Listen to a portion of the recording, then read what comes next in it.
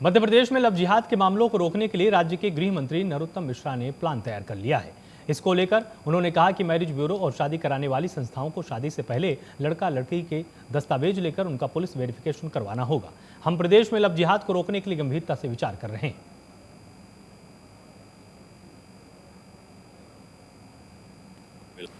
उस पर कार्रवाई हो गई है, टाइमिंग हो गई है। लव जिहाद रोकने के लिए हम इस बात पर गंभीरता से विचार कर रहे हैं कि मैरिज रजिस्ट्रार ब्यूरो और जो पंजीयन की संस्थाएं हैं विवाह की, इसमें नोटरी भी शामिल है। ये लड़का और लड़की की जानकारी जब उन्हें 1 महीने पहले आ जाती है तो इसको पुलिस वेरिफिकेशन के लिए भी उन्हें पुलिस से बातचीत करनी चाहिए और पुलिस वेरिफिकेशन कराने वाली बात पर विचार करना चाहिए, जिससे इस तरह की घटनाओं को रोकने में एक कारगर कदम और होगा। कांग्रेस नेता दिग्विजय सिंह सागर जाने वाले हैं। इसको लेकर सियासत शुरू हो चुकी है। मंत्री भूपेंद्र सिंह ने दिग्विजय सिंह पर निशाना साधते हुए कहा कि क्या वो बीजेपी कार्यकर्ताओं के घर जाकर भी मुलाकात करेंगे। बता दें कि कांग्रेस 17 दिसंबर से बड़ा आंदोलन करने जा रही है। कांग्रेस का आरोप है कि बीजेपी के राज में कांग्रेसी कार्यकर्ताओं पर फर्जी मुकदमे दर्ज हैं। वहीं भूपेंद्र सिंह ने भी कहा कि 1.25 साल में कांग्रेस की सरकार में बीजेपी कार्यकर्ताओं को परेशान किया गया।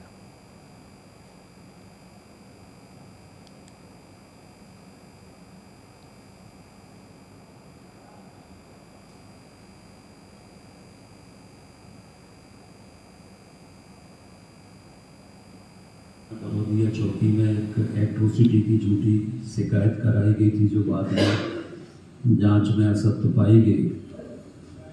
और कांग्रेस के समय जो मेरी पैतृक संपत्ति थी उसकी कई बार नापतोल करने की कोशिश की गई और नापतोल करके इसको कैसे तोड़ा जाए इसकी कोशिश की गई। जिस कैंपस में बैठे हैं वो ये हमारी पैतृक संपत्ति है, इसकी कई बार नापतोल की गई। फिर हमारी जो चिटाई गांव में पैतृक संपत्ति है वहाँ पर मुझे अतिक्रमण का नोटिस दिया गया, जहाँ पर मुझे फिर हाईकोर्ट से स्टे लेना पड़ा। हाईकोर्ट से स्टे मिला और हाईकोर्ट ने ये माना कि अतिक्रमण नहीं है। तो मुझे भी प्रताड़ित किया गया, मेरे परिवार को भी प्रताड़ित किया गया, भारतीय जनता पार्टी के कार्यकर्ताओं को भी प्रताड़ित किया गया। राजा पटेरिया के बयान को लेकर राजनीति रुकने का नाम नहीं ले रही है। गुरुवार को मध्य प्रदेश के मंत्री विश्वास सारंग ने मीडिया से चर्चा के दौरान कहा कि हम लगातार देख रहे हैं कांग्रेस पार्टी के नेता अनर्गल बयानबाजी कर रहे हैं। राजनीतिक क्षेत्र में विचारधारा का विरोध करना और होना स्वाभाविक है, लेकिन हम ऐसी शब्दावली का प्रयोग करें जिससे पूरा राजनीतिक क्षेत्र घृणित होता है। यह निश्चित रूप से बहुत आपत्तिजनक है। गिरफ्तारी के बाद भी विरोध लगातार जारी है।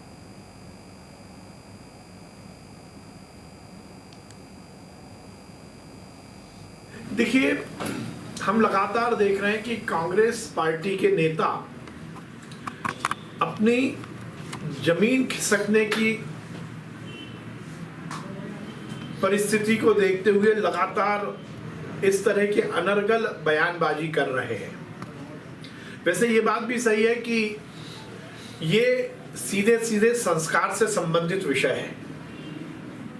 इटली के संस्कार में पल रही बढ़ रही कांग्रेस से हम और कुछ अपेक्षित नहीं कर सकते।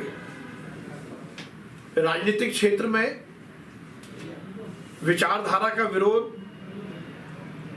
करना और होना स्वाभाविक है, परंतु हम ऐसी शब्दावली का उपयोग करें जिससे संपूर्ण राजनीतिक क्षेत्र ही घृणित होता हो, ये निश्चित रूप से बहुत आपत्तिजनक है।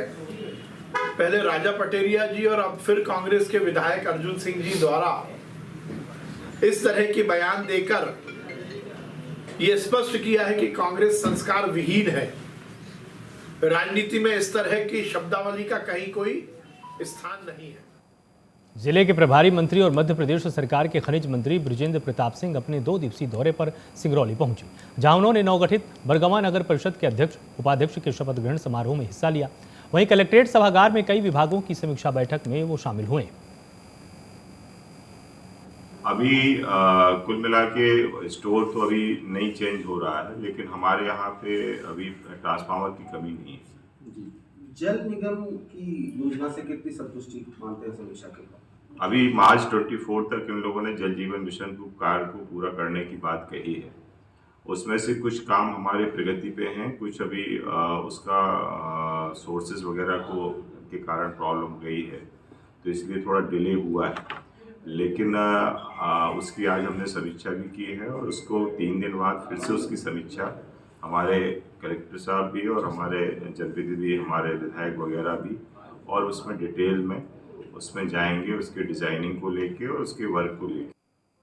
सागर में मां बगलामुखी मंदिर नलखेड़ा में नवनिर्मित तीर्थयात्री सेवा सदन और विश्राम गृह का भव्य लोकार्पण संपन्न हुआ है। कार्यक्रम में मुख्य अतिथि धार्मिक न्यास और धर्मस्व विभाग मंत्री सुश्री उषा ठाकुर रहीं। अतिथियों ने नवनिर्मित तीर्थयात्री सेवा सदन और विश्राम गृह का फीता काटकर लोकार्पण किया। इस दौरान चौहान ने कहा कि सेवा सदन बाहर से माता के दर्शन करने आने वाले श्रद्धालुओं के ठहरने की सुविधा के लिए बनाया गया है। इससे श्रद्धालुओं को मां बगलामुखी की पूजा अर्चना के बाद या पहले रुकने की सुविधा मिल पाएगी।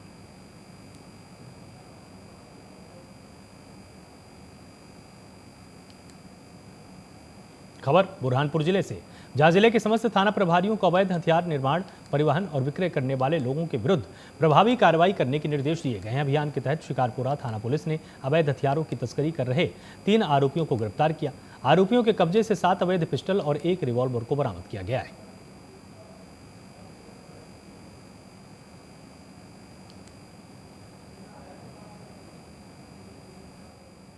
खबर सिवनी से, जहां लखनऊ दौन ब्लॉक के आधे गांव क्षेत्र में पशुओं में लंपी वायरस के लक्षण देखने को मिले। इसकी सूचना शारदे गौ सेवा समिति आधे गांव ने पशु चिकित्सालय में दी गई है। वहीं लंपी वायरस के लक्षण से ग्रामीणों में हड़कंप की स्थिति है।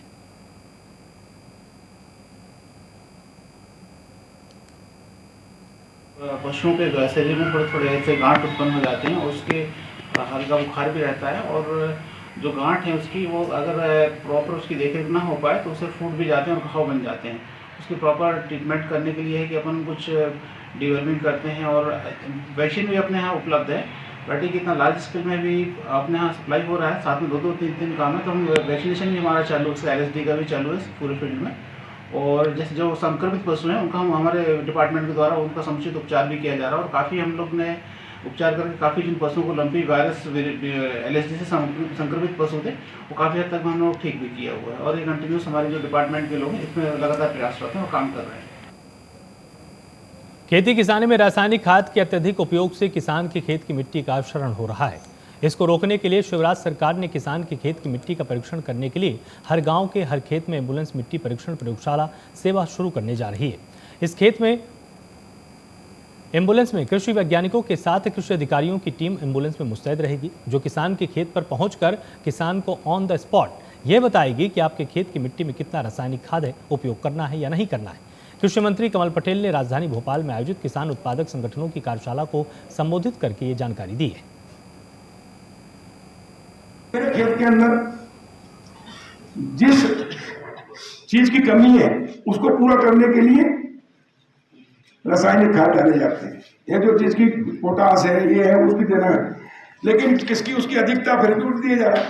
और इसलिए 100% किसान गाँव की मिट्टी परीक्षण, उसके लिए भी हमने कार्य योजना बनाई है, क्योंकि किसान हमारा मंडियों के अंदर परीक्षण प्रयोगशाला वहाँ नहीं आता। हम हमारे कृषि वैज्ञानिकों को, कृषि विभाग के अधिकारियों को एक एम्बुलेंस बना के हर गांव में जाएगी और वहाँ सैंपलिंग गांव के अंदर किसानों का करके उसका मिट्टी का वो ला के आएगी और उसका परीक्षण करके गांव में बताएगी कि आपको किस चीज की कमी कितना है, ताकि हमारे देश में जो फालतू हम विदेशों में पैसा देते हैं रासायनिक खाद का, मालूम है आपको 71,000 करोड़ 2020 तक 19 तक सब्सिडी देती थी भारत सरकार, अब हो गई है वो 2.25 लाख करोड़।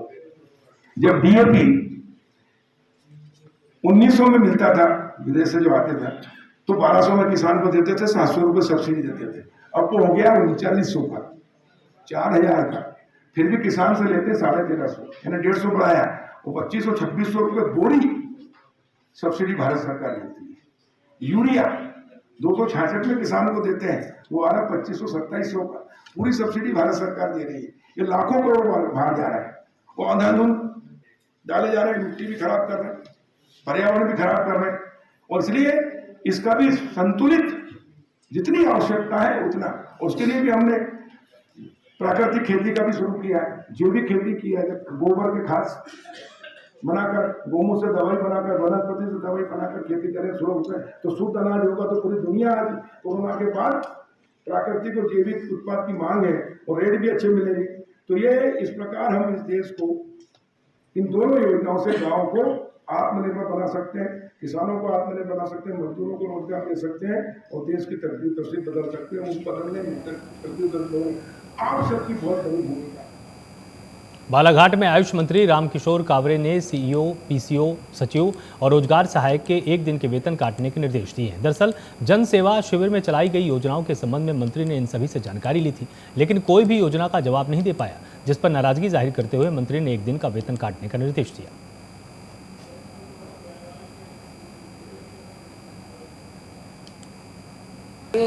जनप्रतिनिधि होने के नाते जनता के बीच में जनता की समस्या का समाधान करना हमारा दायित्व है। पर एक अभियान माननीय मुख्यमंत्री जी ने जैसा एक संदेश दिया, मुख्यमंत्री जनसेवा अभियान, और उस मुख्यमंत्री जनसेवा अभियान में हमारी छोटी छोटी योजनाएं जो हमारे गांव में संचालित होती है, लेकिन कई बार किन्हीं कारणों के कारण उस योजना का लाभ उस पात्र हितग्राही को नहीं मिल पाता था।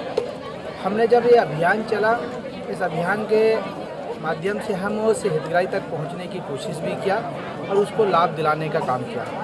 आज मैं जब जनपद पंचायत किरनापुर के इस खंड शिविर में उसकी समीक्षा करने के लिए जब बैठा मैं, तो मैंने देखा कि 20,000 आवेदन आए थे, उसमें लगभग 18,000 आवेदन स्वीकृत हुए।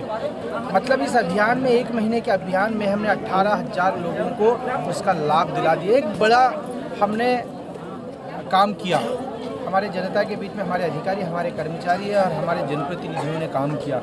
क्योंकि ये अभियान हमारा 31 तारीख तक के था, योजना हमारी बंद नहीं हुई है, योजना आज भी वो सारे के सारे प्रारंभ है। तो अब हम उस अभियान को लेकर उस योजना को लोगों तक के जाएंगे, कोई जो छूट गए होंगे उस योजना के माध्यम से उस व्यक्ति को हम लाभ दिलाने का काम अभी भी करेंगे, आगे भी करेंगे और करते रहेंगे।